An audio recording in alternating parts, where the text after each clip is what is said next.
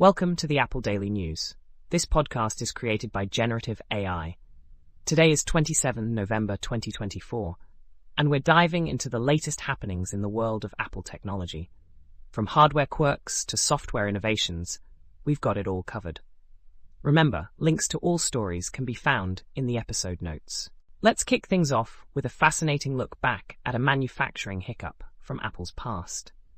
A recent article delves into a capacitor installation error in the Macintosh LC III, a model from the early 90s.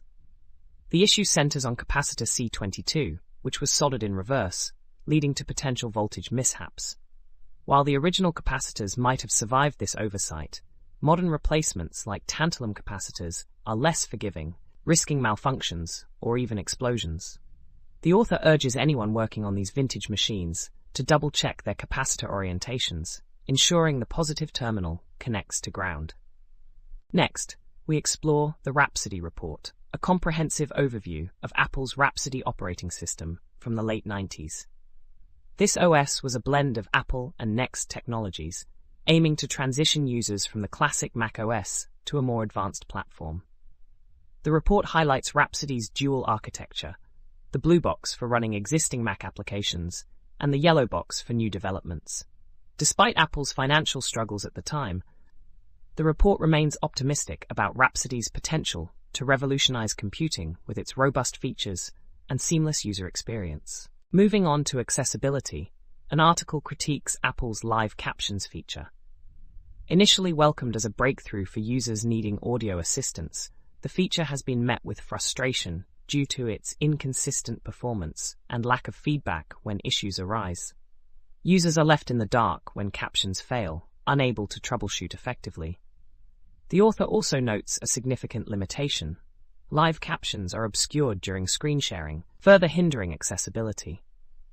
While acknowledging the complexity of speech-to-text technology, the article calls for improvements to make live captions truly beneficial. In corporate news, Carol Surface, Apple's Chief People Officer, has resigned after 20 months. Her tenure focused on enhancing HR operations and employee support. With her departure, Deirdre O'Brien will resume oversight of both retail and people teams. Surface's exit marks a shift in Apple's HR leadership as the company continues to refine its workforce strategies. On the software front, Apple has introduced a new Metal plugin for JAX, boosting machine learning capabilities on Mac platforms. This plugin leverages the OpenXLA compiler to enhance JAX's performance on GPUs, converting primitives into a format executable on Metal. It's an experimental feature, requiring specific hardware and software setups, and not all functionalities are supported yet. Users can follow its development on GitHub and provide feedback through Apple's developer forums. For those seeking innovative note-taking solutions, Audionotes AI voice notes is making waves. This app enhances note-taking with voice recording and AI transcription, ideal for students and professionals alike. It offers features like WhatsApp integration, cross-platform sync, and privacy-focused design. Available for free with in-app purchases, Audionotes positions itself as a strong contender against existing apps like Otter. In health tech, HearTomo is an app that analyzes ECG data from the Apple Watch, providing insights into heart health and emotional states. It uses advanced algorithms to visualize autonomic nerve activity and offers personalized emotion analysis. The app is free, with a premium option, and supports both English and Japanese. It's a valuable tool for users interested in monitoring their heart health and emotional well-being.